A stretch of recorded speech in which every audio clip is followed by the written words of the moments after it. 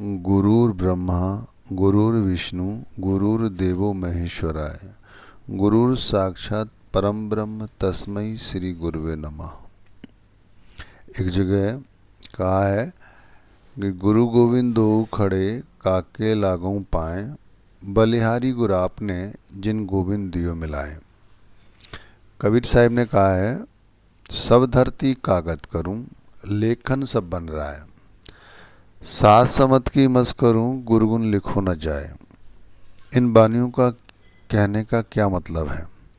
इन बानियों का तात्पर्य ये है कि जिस देश में हम रहते हैं, भारतवर्ष, इसमें गुरु की प्रधानता शुरू से ही रही है। धर्मशास्त्र पढ़कर देख लो, उसमें आप यही पाओगे, जब गुरु आते थे तो राजा महाराजा अपना स्थान छोड़कर अपने गुरु को वो स्थान देते थे। आज भी वही परंपरा चली आ रही है हमारे देश में। हमारे बड़े बड़े इंडस्ट्रिस्ट, बड़े बड़े पदाधिकारी, नेता, अभिनेता और हम आम लोग भी, जब हमारे यहाँ गुरु आते हैं, उनका अनुयायी तक आता है, तो हम अपने स्थान से खड़े हो जाते हैं, उनके चरणों पर अपने हाथ लगाते हैं और वो हाथ फिर अपने सर तक ले जाते हैं। तो ये ऐसा क्यों है? वो इसलिए है क्योंकि गुरु वाकई में वो शक्ति रखता है जो हमें इस परमपिता परमात्मा से मिलाने का एक बहुत बड़ा माध्यम सिद्ध होता है। एक पारस होता है, पारस के अंदर गुण होता है कि वो लोहे को छू ले तो लोहा सोना बन जाता है, लेकिन वो उस लोहे को पारस नहीं बना सकता, लोहे को सिर्फ सोना बना सकता है। लेकिन गुरु के अंदर ये गुण होता है कि वो शिष्य को पारस बना दे, यानी स्वयं अपने जैसा बना दे। ये गुरु का गुण है। सृष्टि के रचयिता कौन? श्री ब्रह्मा जी। सृष्टि के पालनहार विष्णु जी। संहारकर्ता शिव। इनसे भी ऊपर कहा है पार ब्रह्म तस्मै श्री गुरुवे नमः।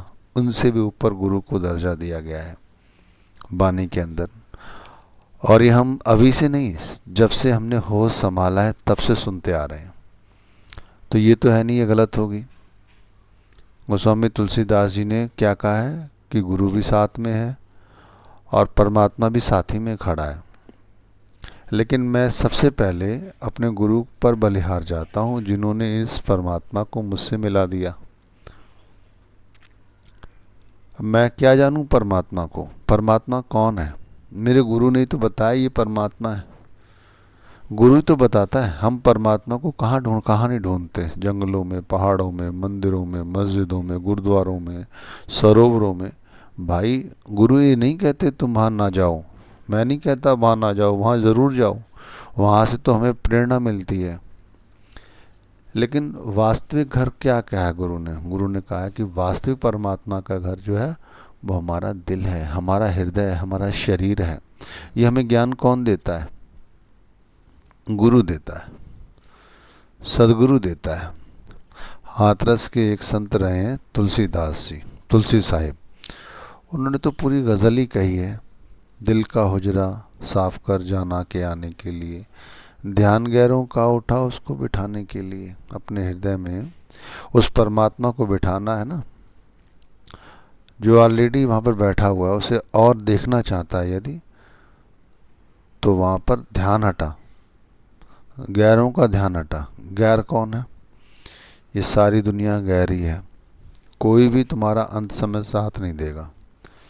आप जितनी मन चाहे दौलत इकट्ठी कर लो, जितने बच्चे पैदा कर लो, जितनी स्त्रियां बना लो, कोई भी आपका साथ नहीं देगा। ये सब यहीं के यहीं रह जाएंगे। डर लगा रहेगा, कोई चोर ना चुरा के ले जाए, कोई डकैत ना छीन ले। इन बच्चों के लिए लड़ते झगड़ते रहते हैं ना, कमाने के लिए। ये बच्चे बदकार ना निकल जाएं, ये बच्चे हमारे खिलाफ ना खड़े हो जाएं। कहीं कोर्ट का डर है, कोई टैक्स ना लग जाए, इनकम टैक्स ना लग जाए, कोई अकस्मात कोई घटना ना घट जाए। तो इन सब से मुक्ति कौन दिलाता है? गुरु ही तो दिलाता है। गुरु ही तो हमें बताता है गुरु तो वो स्रोतधार है शांति का, आनंद का, जिसे हम भूले हुए हैं। कबीर साहब ने क्या कहा? कबीर साहब ने तो कहा कि यदि सारे जितना समुद्र है उसका जल जो है उसकी शाही बना लें, पेड़ पौधों की कलमें बना लें, पत्तों की सारी कॉपियाँ बना लें, फिर भी गुरु की महिमा हम ऐसी है लिखने लग जाएं, तो ये सब कम पड़ जाएंगे। तो भाई गुरु कुछ ना कुछ तो है, समझो आप। आपने टेलीविज़न पर धारावाहिक आया रामायण, महाभारत आपने देखा था, उसके अंदर आपने भगवान राम को अपने गुरु विश्वामित्र के चरण दबाते हुए देखा, उनके आश्रम की सेवा करते हुए देखा। इसी तरह भगवान कृष्ण ने संदीपन मुनि, उनके जो गुरु रहे, उनके आश्रम में सेवा करते देखा, गुरु की सेवा करते देखा। क्या हमारे गुरु हमसे चाहते हैं कि हम भी उसी तरह सेवा करें? गुरु कोई नहीं चाहता। जो पूर्ण गुरु है, पूर्ण गुरु समझते हैं आप, जो परमात्मा के नाम की भजन बंदगी करता है, जो परमात्मा पे विश्वास रखता है, जो परमात्मा में ही लीन रहता है, वो अपनी साथ संगत को अपने परिवार की तरह समझता है, अपना समझता है। वो ही नहीं चाहता कि लोग उसकी सेवा करें, उसका नाम जपें, उसकी आगे धूप बत्ती दिखाएं, उसके आश्रम में दिन रात लगे रहें, वो ये सब नहीं चाहता। भाई जब उसके पास हम अर्जी लगाते हैं नामदान की और अपनी मर्जी दिखाते हैं, उसके आगे हाथ फैलाते हैं, उसके आगे अपना मत्था टेकते हैं कि गुरु मुझे नाम दो, तो वो हमारी जिज्ञासा देखकर, उत्सुकता देखकर, हमारे कर्मों को देखकर हमें नामदान देते हैं, बताते हैं भाई इस नाम के साथ जुड़ो। और जो लोग उस नाम या गुरु के चरणों के साथ अपनी लिव लगा लेते हैं, वही कुछ बनते हैं। गुरु के चरणों से लिव लगाने का मतलब नहीं कि तुम गुरु के चरण धोते रहो, फिर उसको किसी बोतल में भर लो, फिर रोज सुबह पियो। वो नहीं कहते, वो कहते हैं कि मैं तुझे नाम देता हूँ जो मैं जपता हूँ परमात्मा का, तो उस नाम को सुबह सुबह सुबह ब्रह्म मुहूर्त में उसका सिमरन कर, दोपहर में वक़्त मिले दोपहर में कर, शाम मिलता है वक़्त शाम कर, रात्रि में कर, चलते फिरते कर। वो तो ये तक नहीं कहते कि तू इस तरह ही नहीं, इस तरह ही कर, जब तेरे मन में आए, जब समय मिले तब कर। नामदान के साथ वो हमें बताते भी हैं, जैसे डॉक्टर से दवाई ले आई, डॉक्टर परहेज बताता नहीं बताता है, ऐसे ही वो परहेज बताते हैं। क्या परहेज? भाई हक हलाल की कमाई करो, जो मालिक ने तुम्हें दी है कारोबार, उस नाम के साथ, उस कमाई के साथ ही अपनी जो ज़रूरतें पूरी करो। ये नहीं कि दूसरा क्या कमा रहा है तो आप उसकी तरफ लग गए देखने के लिए, दिन रात कोड़े जा रहे हो कि उसका कारोबार भी आप ही के जैसा है, वो कैसे बढ़ रहा है ज़्यादा से ज़्यादा।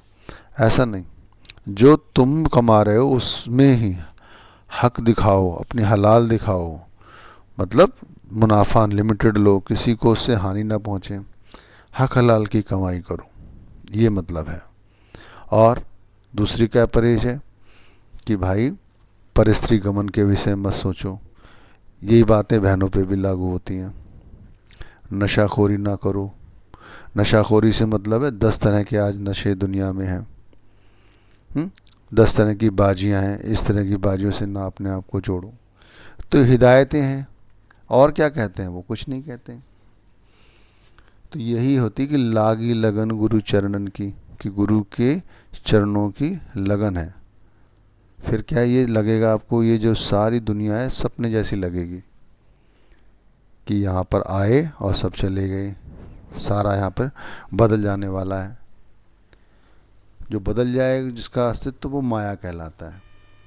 तो गुरु हमें अंधकार से प्रकाश की ओर लाता है, वही सामर्थ्य रखता है, वही सामर्थ्य रखता है हमें पारस बनाने की।